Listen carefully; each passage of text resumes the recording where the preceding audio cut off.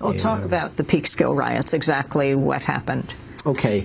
1949, late August, early September of 1949, the Civil Rights Congress, through People's Songs, got Paul Robeson to agree to sing a benefit concert at the golfing grounds up in, or the Lakeland picnic area up in Peekskill, Westchester County.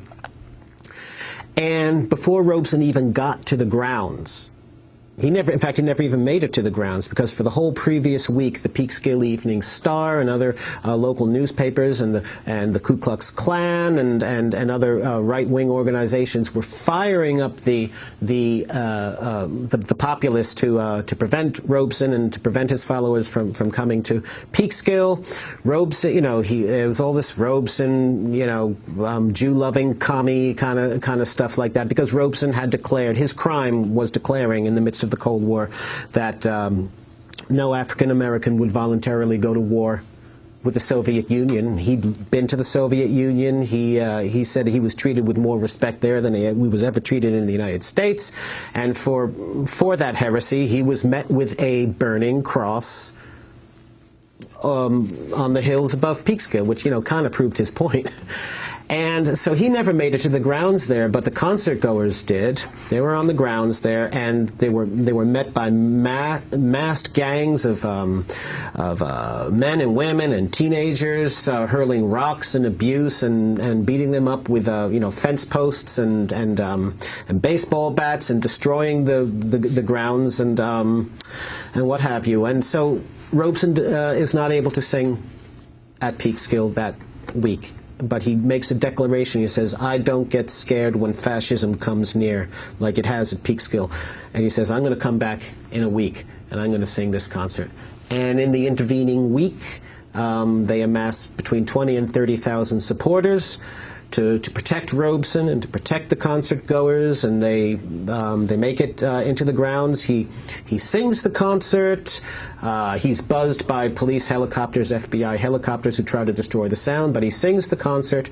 And then there's no violence on the grounds, but the concert goers, as they're leaving, they're directed deliberately into an ambush road by the Westchester County Police. And all along the road, there are gangs of teenagers and mostly young people with rocks and boulders piled high at periodic staging posts along the road, all the way towards the Bronx, on bridges overhead.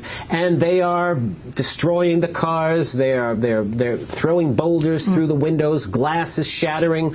Hundreds of people are getting injured. Pete Seeger was there. He recalled what it was like to have his car surrounded by mobs rock back and forth. He's got, even now, embedded into his chimney breast in his home up in Beacon, New York, a huge boulder which had crashed through the windscreen and almost killed his young son, Danny. And this is collusion between the Westchester County Police and the Ku Klux Klan and the gangs and the newspapers and what have you. And Woody Guthrie was there. I was really been surprised that none of the major biographies about Woody have made a point of actually placing him physically at Peekskill, because he was so astounded by what he saw. He was on a bus with Lee Hayes, and he said, I've seen some bad stuff, but this is about the worst I have ever seen.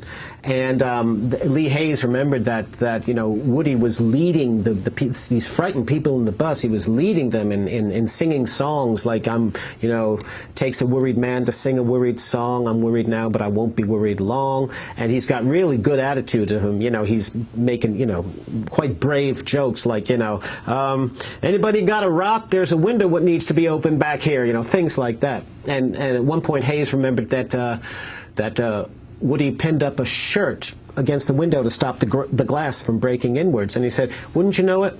Woody pinned up a red shirt, And Woody was so astounded by what he saw in the space of a month. He wrote like 25 songs about Peekskill that he never recorded. He put them into a makeshift little collection of songs called Peekskill Songs. He never recorded any of them, but Billy Bragg, you know, the English radical folk singer, about 20 years ago, Nora Guthrie, Woody's daughter, who presided over the archives, began inviting contemporary musicians in to put some of her dad's lyrics to music.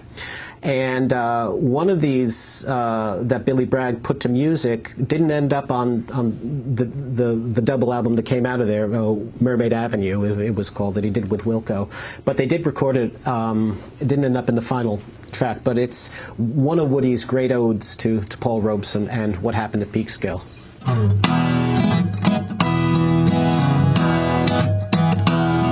Paul Robeson, he's the man who faced down the Ku Klux Klan.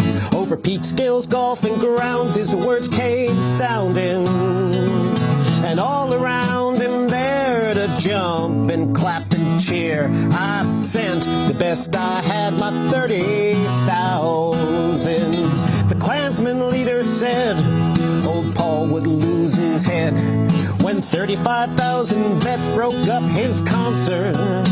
But less than 4,000 came to side in with the Klan, and around Paul's lonesome oak, my 30,000. A beer-soaked brassy band went snortling around the grounds. 400 noble souls, Westchester's manhood. And you know, they looked exactly like fleas on a tiger's back, or lost fish in the waters of my 30,000.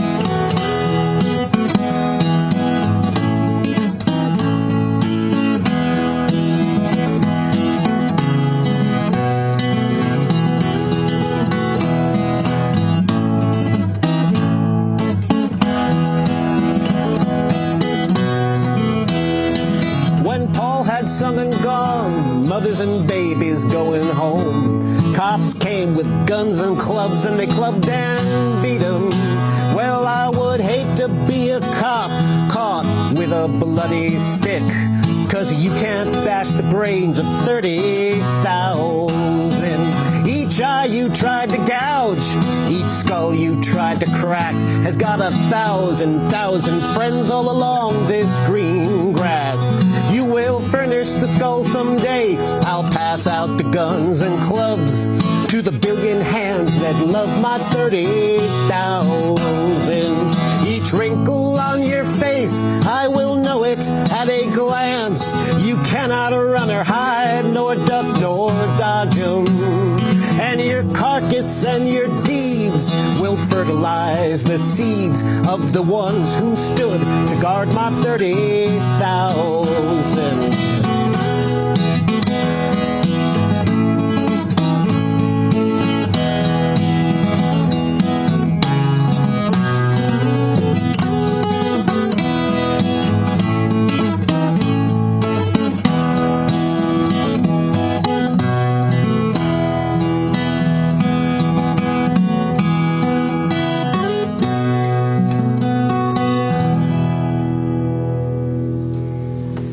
Kaufman, American Radical, Woody Guthrie. Woody Guthrie, American Radical is his book. Howard Fast said about Peekskill, that's the sound of fascism, not in Germany, but here in America. Remember it.